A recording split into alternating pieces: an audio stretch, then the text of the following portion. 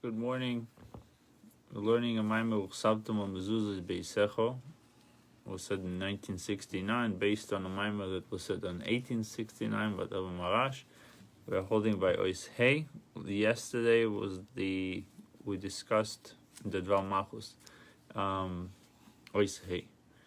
Yesterday we discussed the importance of Kabbalah Seir, the importance of acceptance, or not necessarily not necessarily intellect is superior in all situations. We saw with Shaul HaMelech that Shmuel told them Tov Shemoya Mizevach Tov, that it's better that you would have listened than giving fatty the choicest offering. Yeah. And Chassidus tells us why. It's not that Hashem likes specifically the obedience, like that's what Hashem wants, and that's why it's obviously Hashem wants to be listened, but He wants people to listen to Him. But Chassidus tells us that when you do things that have to do with your intellect, you might reach very high levels. Like Shaul HaMelech, he reached high levels. He understood what the Zohar called a rosa de korban, the secret of the korban, and the effect that it does. And that's why he wanted to use Amalek's flock and animals for korbanos, for the offerings. But Kabbalah Seir, on the other hand, accepting what Hashem telling you and following it precisely, can surprisingly take you to even greater levels. So in terms of, if we look at it like, oh, Hashem told them and he didn't do it, no punishment. He says, no, obviously there was ramifications to what he did, but the biggest ramification is they could have reached higher, deeper levels for just listening.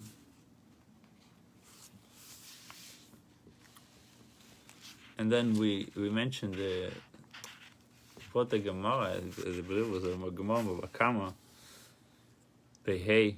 So the Gemara over there says that if you damage somebody in his eyes, you pay him the difference of what it would be someone with eyes, someone without eyes. But if you deafen somebody, God forbid, right? Remember there was the games that people would go next to somebody and suddenly yell, right? Yeah. So if God forbid it went out of line or went too much and caused somebody to be deaf, so it says the Gemara said he has to pay him everything. He has to pay the deaf. Why? Because if someone's blind, he can still listen to his master, right? Yeah. The master can tell him, okay, I want you to sit where you are, and I'm going to give you certain things, and you sort them in your hands, you move them right, left. You can still listen to the master. Maybe not very capable because of the situation that he has, but there's a lot of things that he can do. But a deaf person, it's completely the opposite of what the master and slave relationship needs to be. That you hear what the master tells you, and then you can follow it. But over here you can't hear, so he's not in the gather. He's not in the realm of being a servant. So that's why Shmiya, listening, is so important, so crucial. And we said before that although seeing has superiority over hearing, from the fact that Moshe Rabbeinu asked for it, and he says, I want to see the land, not just for myself, for Am Yisrael, that they should be in the level of seeing, meaning that they should have the validation of seeing. It doesn't have to be necessarily I see it, but in their mind, seeing in the mind means that I have a validation. When you see an opportunity and you are an expert in that business, right?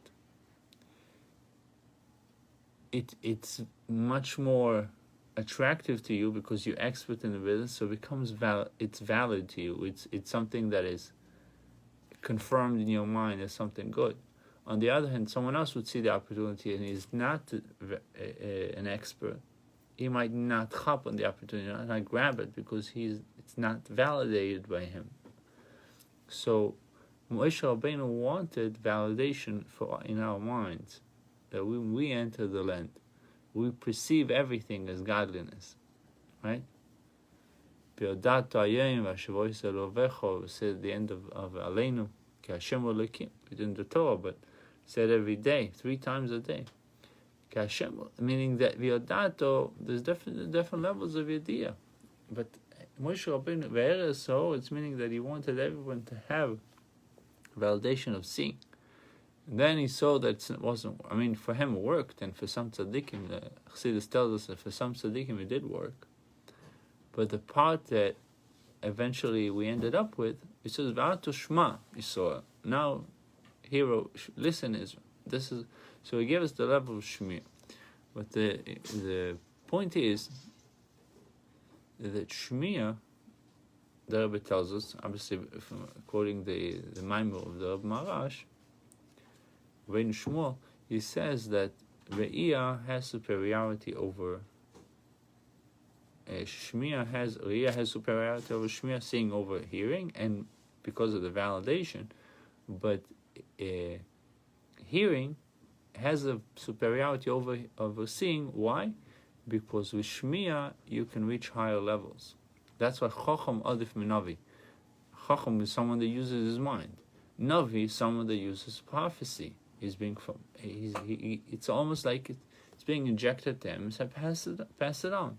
Chacham has to see and think, use his mind, and come to the conclusions by himself, or understand something by himself. So Chacham can reach higher levels. He wouldn't have the same validation as Navi because he didn't see it, but he can reach higher than the Navi. Why can he reach higher than the Navi? Because the Navi is limited at the end of the day to what a physical eye can see. Maybe his vision is broadened to a higher level, but it's still limited to the human eyes. And the Pasuk says about Moshe Rabbeinu, Lo yirani odom v'chai. Hashem is answering when he says to him, Arini nois kvidecho, show me your honor. What does Hashem tell him? Lo yirani odom v'chai. You're Adam. Regardless of who you are, you can be Moshe Rabbeinu, but you're a human being. Lo yirani odom v'chai. You cannot see me and stay in the same form of a physical body. Right? Obviously, Neshamis in Gan Eden, we learned before that they have higher and better and greater exposure and understanding in godliness. That's why it says, Misangim, Yeshim Tzadikim, Misangim Aziv Shechina, that Tzadikim have delight in the Shechina because they're exposed to higher levels, but still it's somewhat limited. Ziva Shechina, only Ray, etc. So let's see how it's already connected to mezuzah. Up till now, how did we connect it to mezuzah? Do you remember how we connected the hearing, the eved, exactly? We put because you have to put them next to the door. It says why next to the door? Why not next to the refrigerator? When you feel when the slave says, "I want to stick around," Avti sishti sadoini loitzel chofshi. I don't want to go out. I love the environment. I love this. It's like, remember we said about prisoners, that some of them, they commit another crime immediately after they leave because they want to go back. Right. They have security, their food comes on time, right, and no bills, there's nothing to be concerned with. So, in this case, he says, Avti tzishti. Want to stick around, so we put it next to the mezuzah. Why next to the mezuzah? Put it next to the refrigerator. Put him. Right, we said because put him against the wall. The blood on the door from Marcus before. So what? So what happened? So Hashem skipped over the door there. And by him skipping over the door, what happened? He acquired us as a. Right. That was the point. He acquired us as a avid. yeah. Avodim li. He Right. says, you are my servant. Not avodim to Eved. You can't be Eved to Eved. Right. He says, Kono Odin Latzmi. He acquired a master to himself. So therefore, it's by the doorpost. The doorpost is the living example, so to speak. Is that what was exposed to Pasach, to Hashem jumping over and Hashem saving us from Mitzrayim. Let's see. Hey, Mamshech b'maimer shemezuzos shte tevos. Zu v'zeh. Zuzeh, right? If you break the word mezuzah, take the word mezuzah, Right.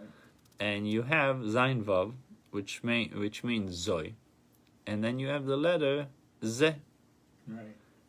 You still have the mem there that we see what to do with it, but you have zoy and zeh. V'hainu ki al dei neshamas Yisrael, through neshamas Yisrael nemar amzu yotzarti li. It says amzu. This is a prophecy of Yeshaya. He writes, I have created this nation, yotzarti li, created for myself, v'akadosh baruch hu nikro zeh keli. Right at the time of the splitting of the sea, the Jewish people said in the song of the sea, Zeh Keli v'anveyu. So Hashem is called Zeh Keli, and Zoy and Zeh is mezuzah, and the Maimer tells us that it's referencing to Neshamas Yisrael. Zoy and Zeh is referencing to Neshamas Yisrael. V'achiluk b'neihem. What's the difference between the two? Between Zoy and Zeh. Zoy loshen nekeva. Zoy is feminine. Zeh loshen zocho. And Zoy is masculine. V'zeh sheYisrael nikroim am zu. Am Yisrael is called by Yeshaya, by the prophet, Amzu, Dainu mitzad Kabbalah sel shemekabel maleim, because of the Kabbalah, so they're accepting the yoke. They are in the level of recipient. They are the feminine. They're the recipient. And in our subject, Am Yisrael, the Jewish people, are receiving. What do they take upon themselves? They take upon themselves to be nullified. How do they nullify themselves? By accepting the yoke.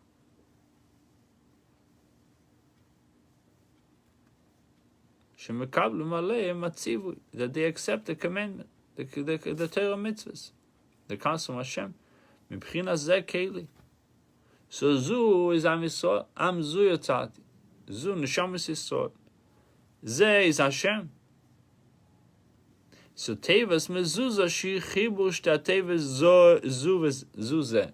So the word of Mezuzah connects the masculine and the feminine, connects Am Yisrael and Hashem. Remember, Hashem is there and we are Zu. Moir al Chibur v'Akishu Neshamas Yisrael Makadosh Baruch Hu. What does it come to tell us? The connection of Neshamas Yisrael with Hashem.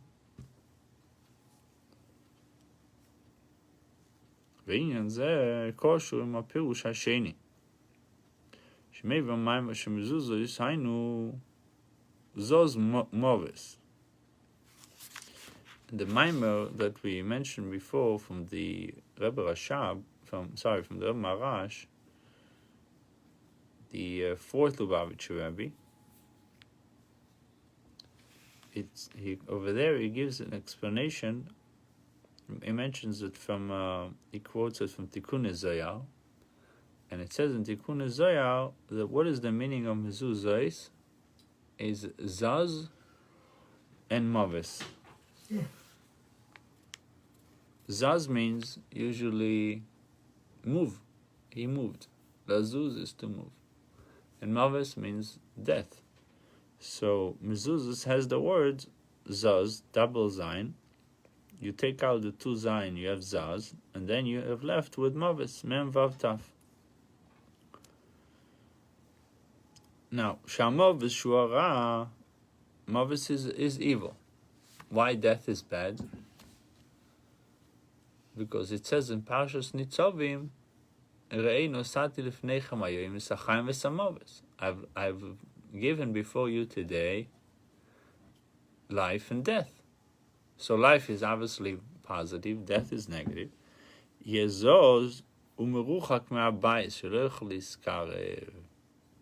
Wow, that's a beautiful interpretation of Tikkun Zohar.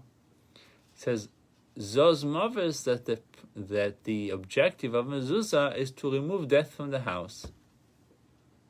That's what mezuzah would mean. So far we have two interpretations of mezuzah that we didn't know. Because you always have, what is mezuzah? Somebody tells you, what is mezuzah? Go for it. You want to put the mezuzah on someone's door. It says, hey, but what is it? What does it do?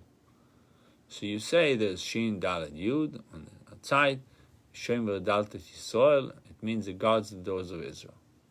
Okay? That's it. But the Torah says to put a mezuzah on the door. But why? Protect you from death. Uchtavtam al Mezuzos v'yisecha u'v'shorecha. The Torah commands you, Uchtavtam al Mezuzos v'yisecha. Put it in your gates. Put a mezuzah. But why? So here Chassidus tells us, Zoy and Zeh, one is referencing to Hashem, Zeh is Hashem, Zeh Kelev Anveyu, and Zu is Amzu Yotzalti, the Sachik boy, Amzu Yotzalti, the prophet Yeshai tells us that it's referring to Neshama Yisrael. So mezuzah creates a chibur of two, of the Zoy and Zeh. Comes to Tikkun Zohar, tells you there's another interpretation. If you take the word Zaz from the mezuzah, you have left with Mavis. So what does mezuzah do? The objective of mezuzah is to remove death, which is connected to Shem V'Daltet Yisrael, guarding the doors of Israel by chasing away death from you. So now it tells that the two Pirushim are really connected to each other. The interpretation that Zoy and Zeh is Neshamas Yisrael and Hashem, and the mezuzah create a bond, and the pirush that death is going to run away from, is moving from the door, staying away from you, they are connected to each other. Why? By you connecting to Hashem, therefore death is removed from you. Since through mezuzah there is a kishu, there is a bond now, connection between Bnei Yisrael and Hashem, Shumekir Achayim, which is the source of life, and moving shel shach inu shel hefech achayus. It's understood. It's not possible to have an inyan of an opposite of life.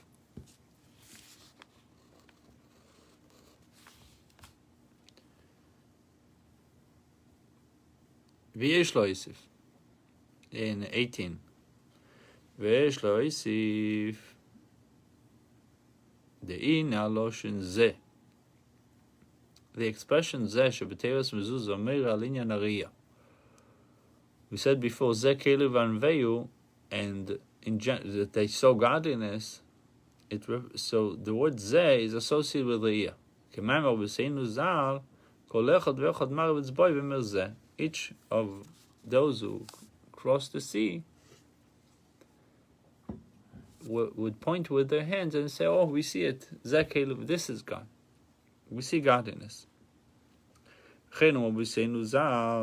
The Rabbi said in the Gemara in Tainis, at the end of the Masechta Tainis, that it would be a time of Mashiach. In time of Mashiach, every person would point with his finger and say, "Here is godliness." It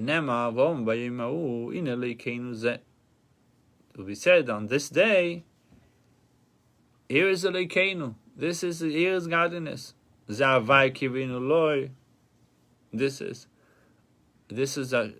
is God that we were hoping, we were waiting for, we anticipated. So one time mention of the word zeh, and then it says again zeh havaya kivinu loi. 2 times the word zeh is written 2 times. What does it come to say? Why there's twice? It's an adding. It's emphasizing that we are dealing with gilui. That zeh is dealing with revelation. V'zeu she'om Rabbi Seinu Zal. It's written in Sifri and Pirush Rashi and Parshas Matis. It says, Kol hanevim nisnavu b'koi, Mosif ale Moshe shenisnavu b'zeh. You have all the prophets, all the other prophets who prophesied with the word zeh, with the koi, comes Moshe Rabbeinu, and his prophecy is different. He prophesied with zeh. Meaning that by Moshe Rabbeinu, he had the level of seeing. By the prophets, it was a different types. So we learned about a scoop amiro, right? The glass, the clear glass, and the glass that is somewhat not so clean. So therefore, or it's not so clear. So Moshe Rabbeinu had a clear glass. What was the lashon?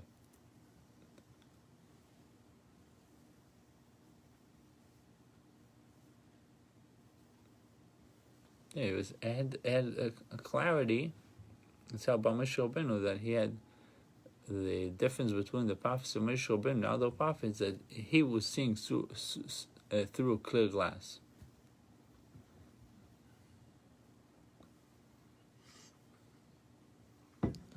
So all the prophets were saying Koy Omar Hashem. They used the word Koy in the beginning of their prophecy, meaning they saw it, but didn't have the same clarity that Moshe Rabbeinu had. Moshe Rabbeinu used to say Zeh because it was so clear that this is it. This is the Loshin. So it was Aspaklario Amiro, meaning a clear vision, a clear glass. He sees through it. Shu Inyan Riya Samahus, which means Moshe saw the essence. Right? There's Riya Sametzius. I see the object. I see you, but I don't see inside you. Right. I don't have an MRI eyes to see the inside, but I see you, so I see the Metzius. Seeing the reality. I see the table. I don't see the atoms that are going in there.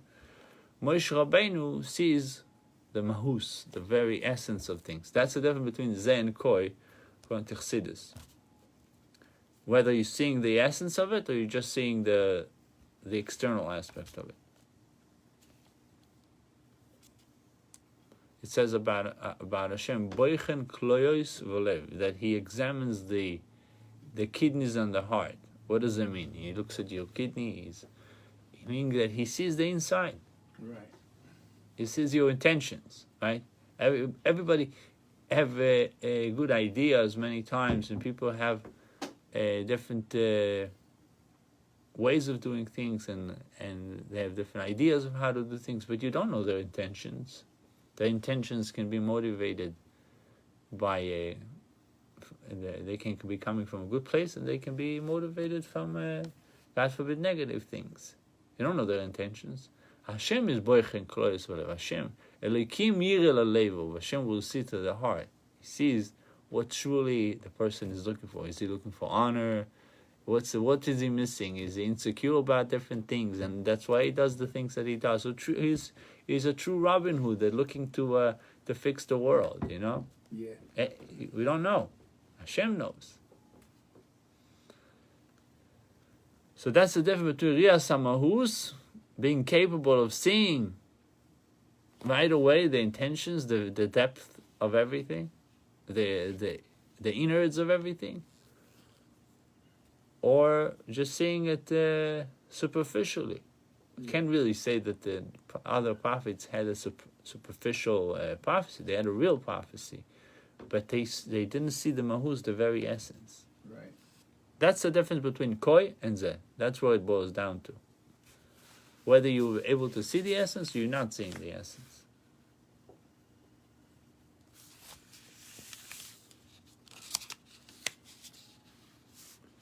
That's why it says about Moshe Rabbeinu that he was Aspaklar Yamir. It's something that shines without any kinds of obscurity.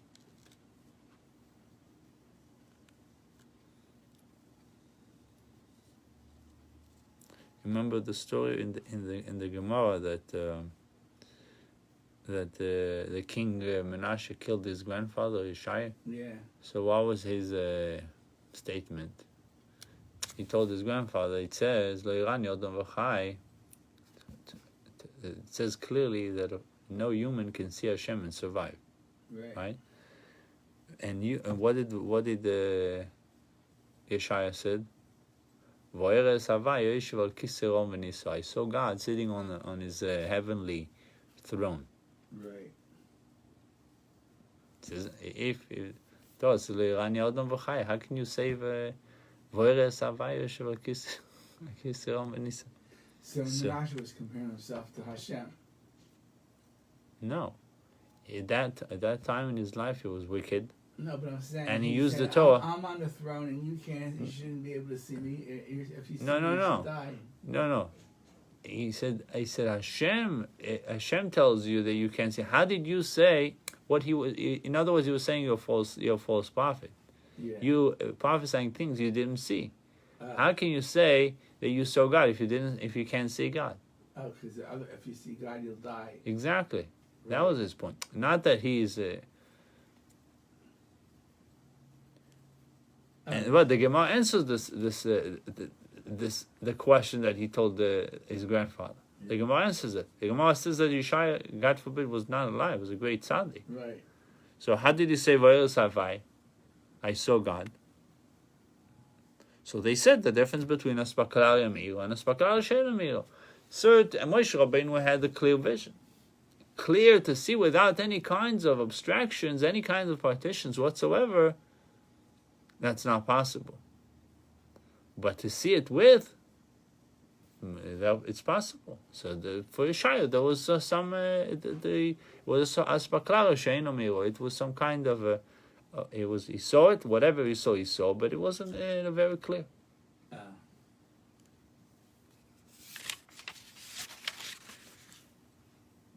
Better go. It says about Moshe, you should see my back. You can see achoirai, my hind part, the back.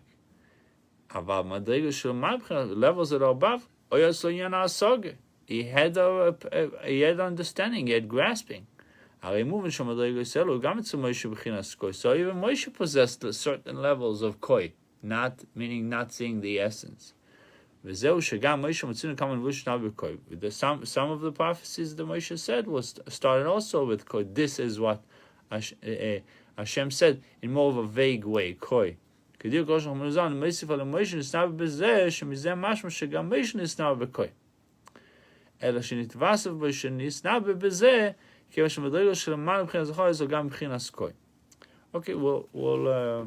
try to finish it later. All right.